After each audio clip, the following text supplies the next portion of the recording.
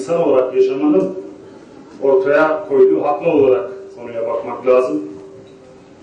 Aslında insan nesli bunun içerisinde çocuk en önemli, en sempatik, en fazla hizmet edilmesi gereken bir bakıma bir hedef kitle, bir varlık.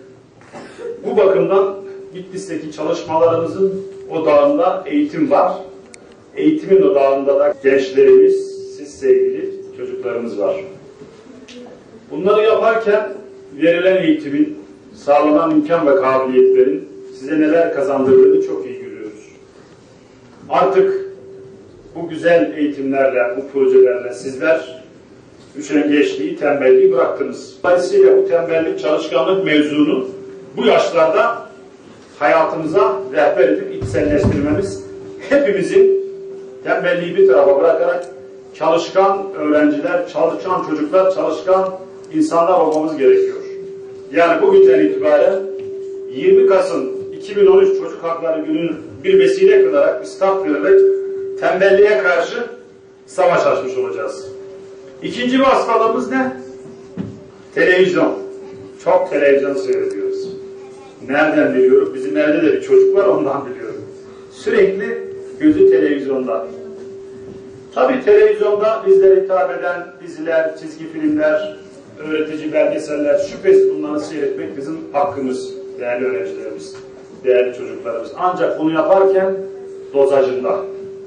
Üçüncü bir hastalık, internet hastalığı. Saatlerce bilgisayarın ekranına bakan, cep telefonunun ekranına bakan birçok çocuğumuz var.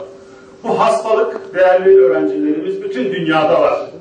Televizyon, internet ve ekrana, cep telefonu ekranına bakma hastalığı. Çin'e de gitseniz, Bangladeş'e gitseniz, Amerika'ya gitseniz, bir cep telefonuyla buluşan çocuk da hemen böyle ya mesaj atacak ya bir oyun oynayacak.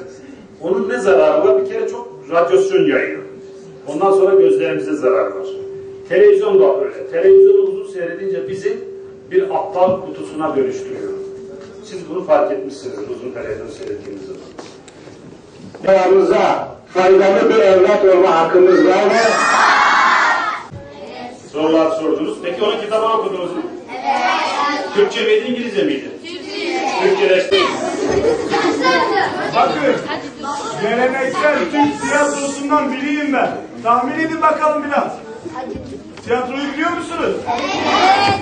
Çocuklar, size hangi konuda masal anlatmamı istersiniz? Bak. Gel bakayım, gel yanıma. Kendi emeğinin karşılığı olan bir tek lira bana getirebilecek misin? Çocuklar, peki size sorularım olacak şimdi.